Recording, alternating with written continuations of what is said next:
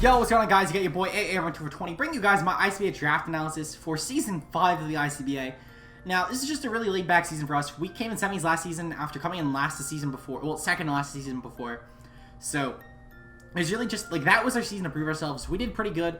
We could have possibly had a chance at the finals or the title in general if we checked our happiness. So, it is what it is. I think losing like that, as long as I don't forget it this season again, and I've learned my lesson, I'll be content. So for anyone who doesn't know, this is my roster, by the way, for anyone who doesn't want to keep watching further, as the video is going to go into mostly the reasons why I picked these mods, which is just based off of my top anime girls. So if you don't want to keep watching, here's the list. Here's my Z-mods as well on there. You're welcome. Now, in terms of the rest of the video, so the rest of the video, I picked my team off of my best girls, and my top 11 for that. I'm going to include honorable mentions as well, just in case I decide to do any free agents this season, whether it's because a series is progressing, or like a couple series that might come out, or at least I might dive into the mangas for them, and that might change my list, and if that was the case, I would then bump someone out due to free agents. So that is, I'll go over this as well. I figured I'd have this Ruby up just because. I mean, Love, Sunshine ended already. The movie just came out. I just watched a week ago. So obviously, like, that won't change. But I just wanted Ruby up because who doesn't like a cinnamon roll? She's Ruby. Wooby.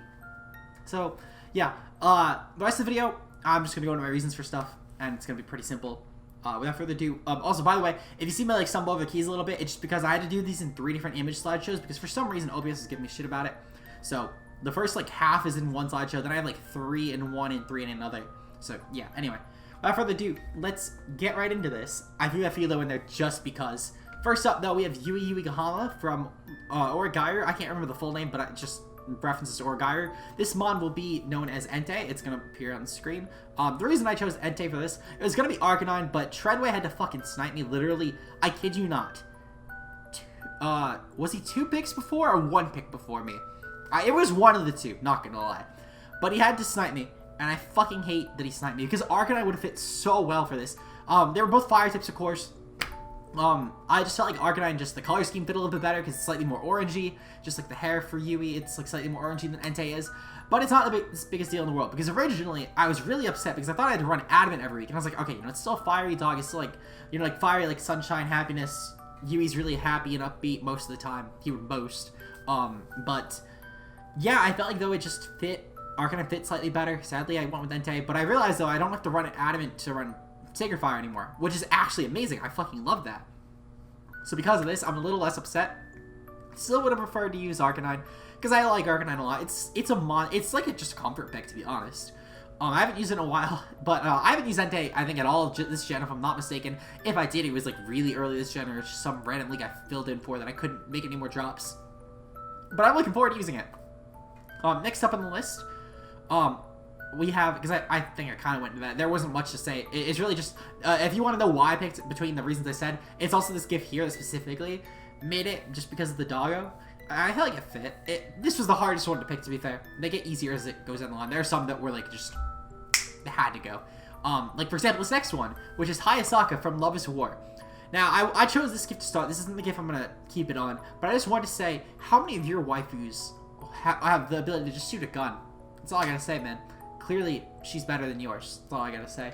But, Hayasaka, though, the maid for Lady Kaguya, of course, in Love is War. Very amazing character, especially if you've read the manga. I don't want to go into too much spoilers, because it's massive plot spoilers. So my first run of this, I actually gave a ton of plot spoilers away. But Hayasaka, especially in the manga, really well-developed character. I'm just waiting on my Season 2 to show those arcs, to be honest. Because they would, at least one of them would definitely be in the next season, because it's, like, literally the next couple chapters. And it's just such a big turning point. So I'm really looking forward to seeing some more Hayasaka chapters. As I've talked about with my boy Mayo, though, any Hayasaka chapter is a good chapter. There is not a bad one in the entire manga. It's similar to how Derp thinks that every chapter is a Nino chapter for Quince, but I'll get into that later. So, Hayasaka, though, really nice blonde hair, great thighs, made, of course, we had to pick Gothitelle, as you guys have seen on the screen already. Literally, it fits perfect, because Hayasaka is a maid, Gothitelle is literally like a maid Pokemon. Enough said. I kind of wish I could make shiny, but it doesn't really fit as well, because it's blue instead of black. But it is what it is. Gothitelle I felt like really fit. In terms of why I like Hayasaka, though, she's just a really funny character. Makes a lot of, like, really nice, like, jabs at the show itself, saying how it's, like, not a romantic comedy. even though it literally is, but like just making nice like breaking the fourth wall moments, and it's really funny. As I said, there's not a bad Hayasaki chapter in the entire manga. She also has a ton of different personas, and I feel like it really livens things up as well, because you never get like, she's not like a stale character, she's very dynamic, and I respect that a lot.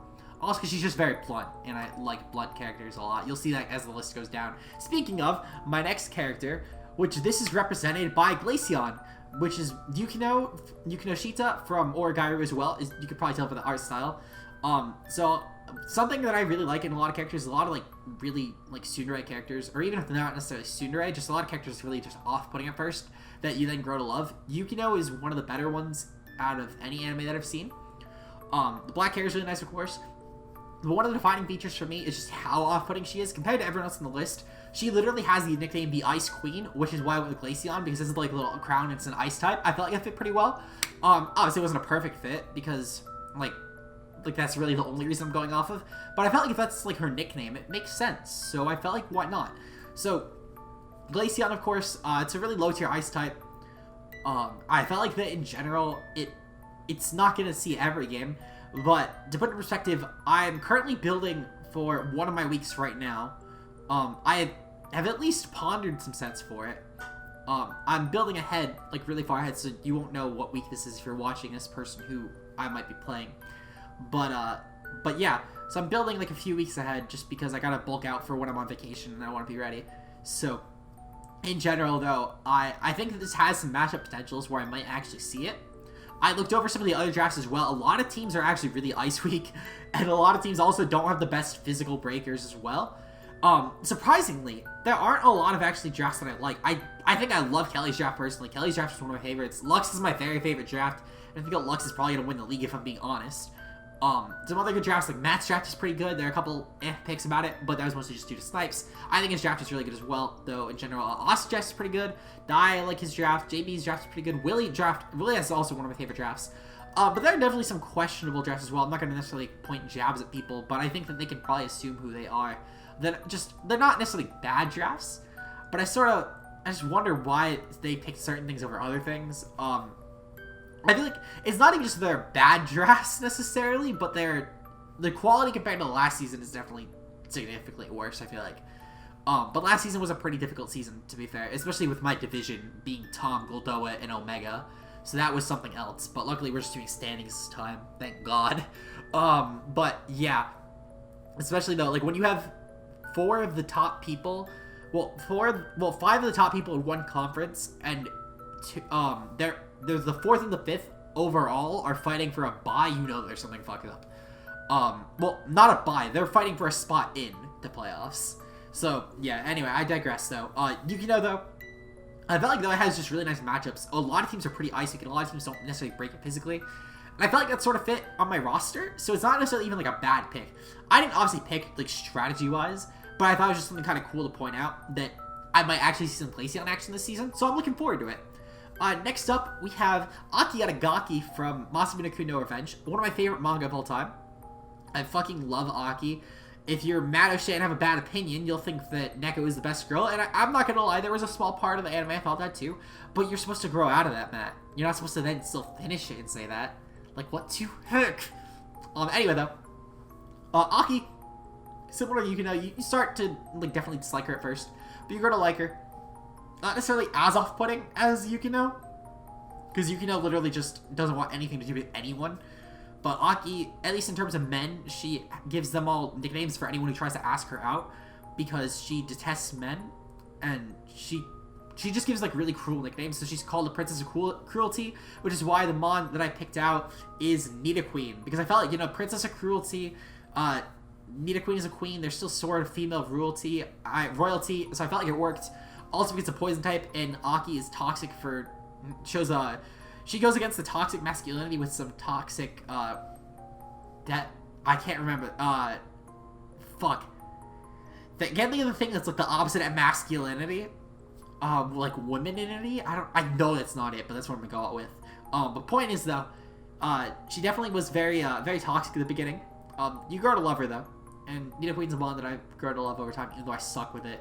At least, I get a ton of deaths with it, but it's always a mon that just like, it gets rocks up for me really reliably, nice hockey spikes, takes a couple hits, wears things down enough to where my breaker can come in.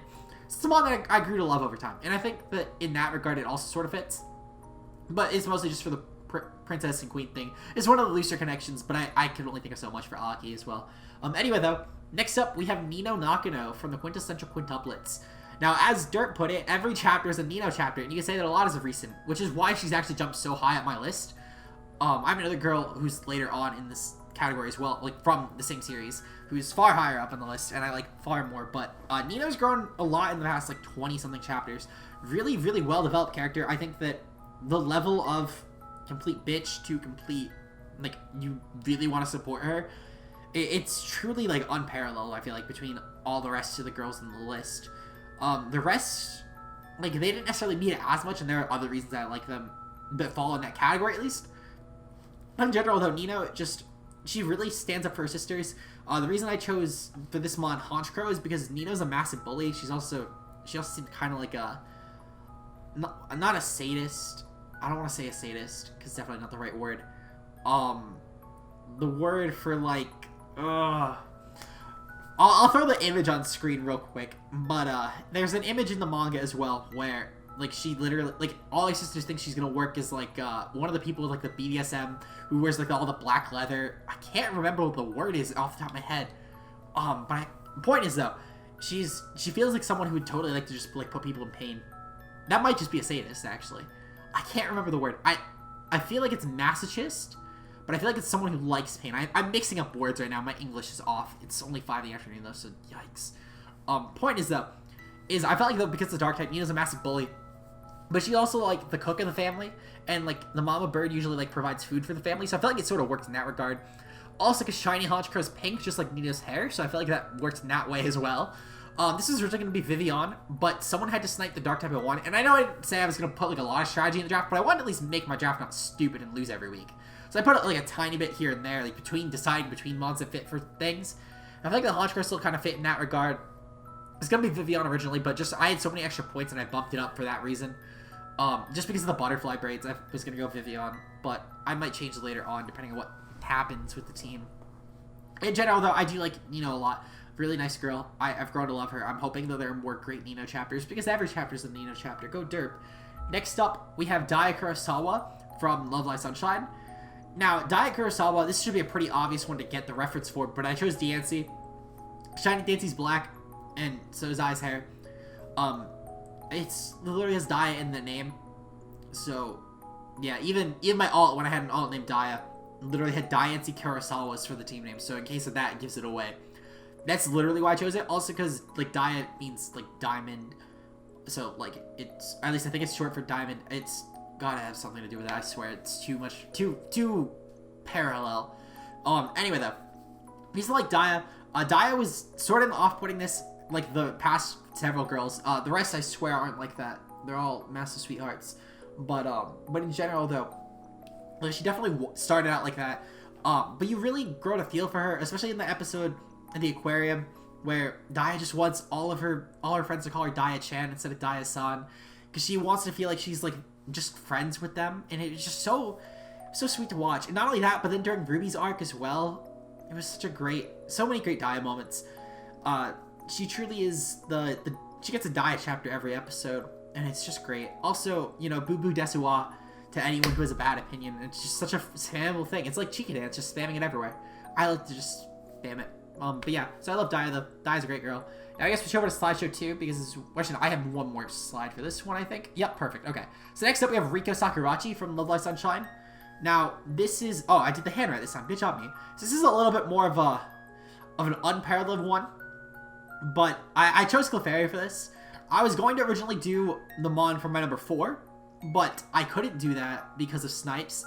My ponytail mon being Zoroark got sniped by fucking Diet Tight. So grrrr! Hope you all heard that. But yeah, Diet just sniped me a ponytail. So I had to do that for my next mon instead.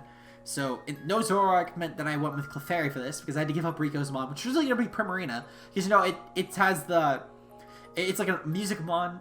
It has the ocean song, like oceanic operetta, like how in episode 1 Rico literally tries to find the ocean song by jumping into the sea. I felt like that was a really nice reference. I got that actually because of Venno, so shout out to Venno for it. But I needed the ponytail mon for Ayama. It had to fit. It was too free. And then with this back a little more. But the mom that I chose though was Clefairy.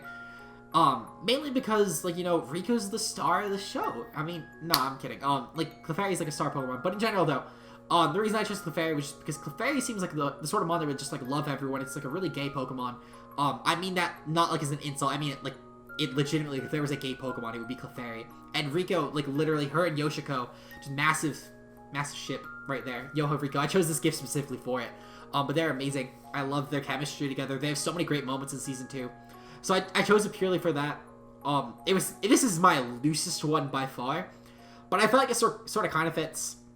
Also because Rico's color, like if you look, it's not necessarily the hair color, but like if you go on the wiki, like Rico's color is represented as like pink, so Clefairy is also pink. I felt like that kind of worked as well.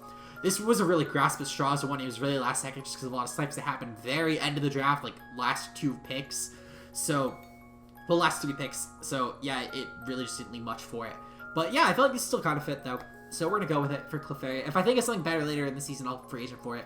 Or if Diana wants to give me Zoroark, I'll free agent for it, and then get Vivillon as my tier 5 for Bernino. But yeah, so now we're gonna switch over to the next slideshow, and the next pick up is Ayama Nanami. Nanami Ayama from the Pet Girl Sakura So. Now, this is Primarina. I mentioned earlier, it's the ponytail. Her nickname is literally Ponytail. So it fits really well. At least that's what I got from Josh. I'm pretty sure it's also referenced in the show as well. I know Josh calls her Ponytail all the time, which is sort of like, it's stuck in my head. But I swear that her nickname in the show is Ponytail as well. I could be forgetting though. It's been a while since I've ever watched the show. But Ayama, for a long time, was actually my #1 waifu. She's very sweet. She's very hard working towards her goals. She's so precious. Like, you just have to root for her. Even people who I know who aren't crazy about the show, like my boy LeJohn Flames, literally has been saying several points, like, you obviously know who the best girl is. And that's right, you do. Unless you're moronic like Ben, who thinks that it's Sheena for some reason. It's obviously Ayama.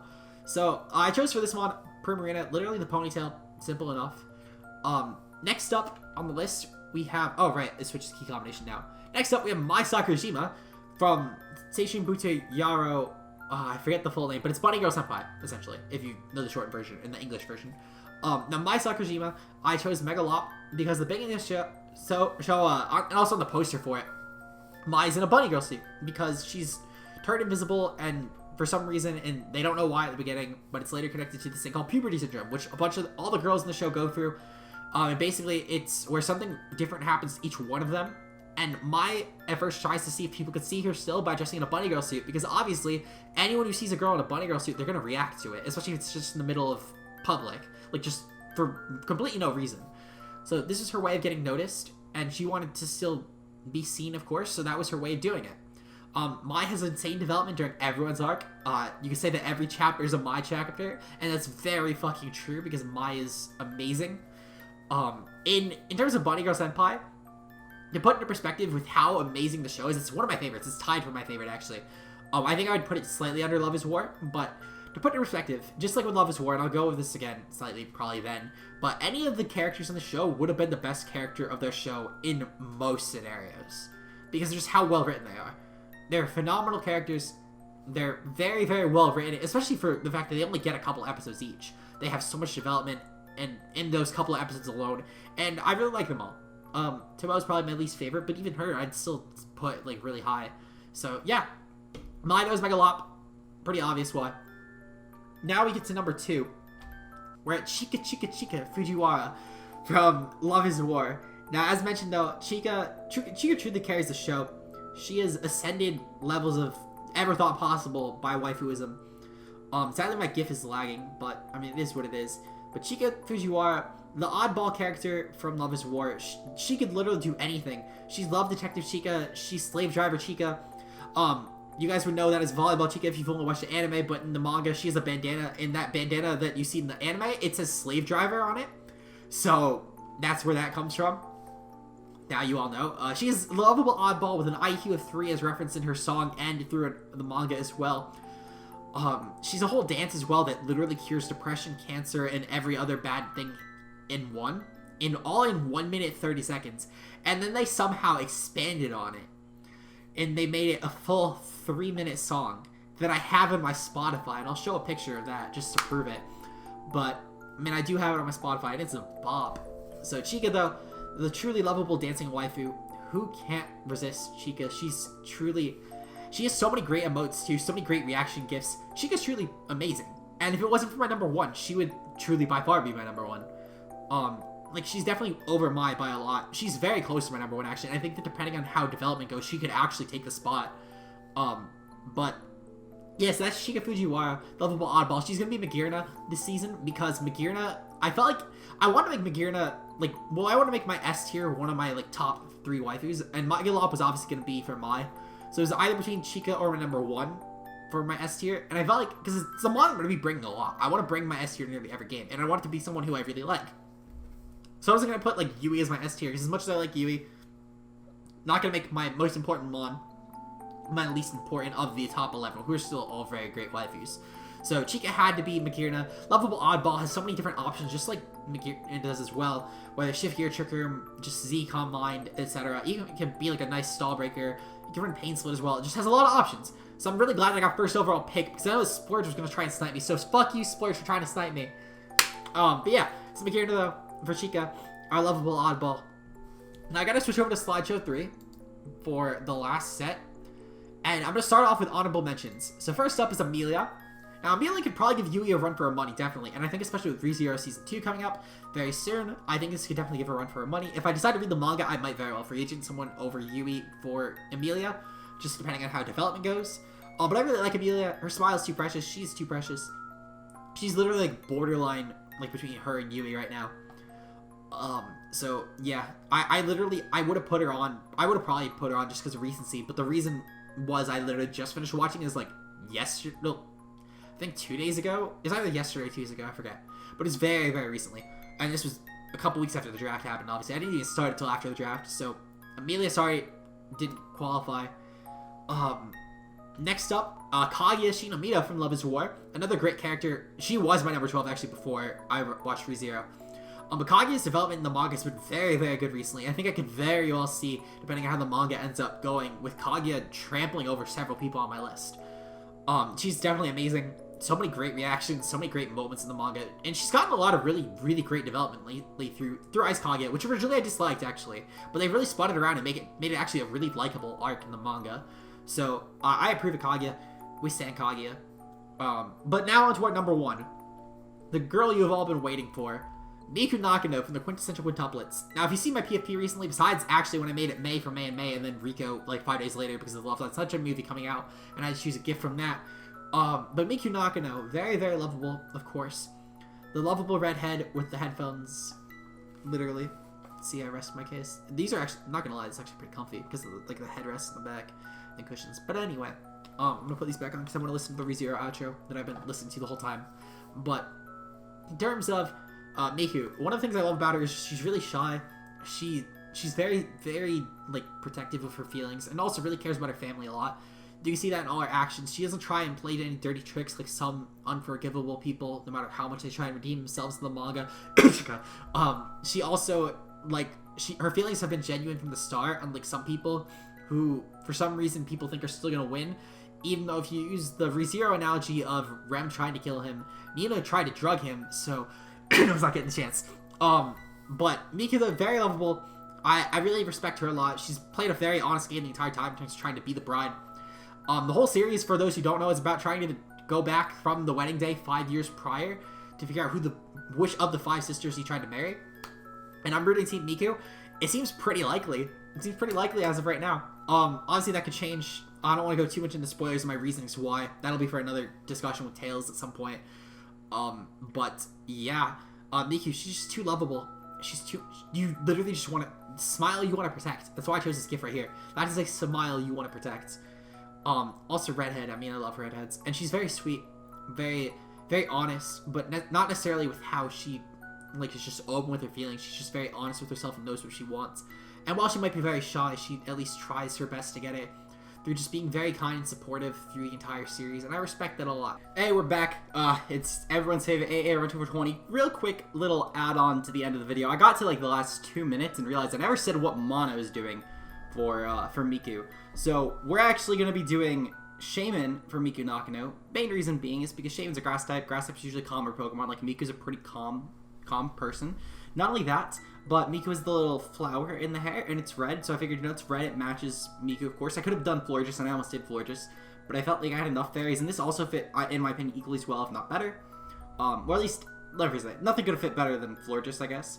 But Shaman fit at least equally as well, in my opinion. So, I went with Shaman because flowers. What does flower symbolize? Well, obviously, because Miku is the obvious bride, of course, that must mean that there are flowers at a wedding, and obviously, Miku's gonna have flowers at hers. So, case closed, Miku's the bride confirmed because I named my Shaman after a Pokemon with flowers. Continue to the end of the video. Peace out, guys.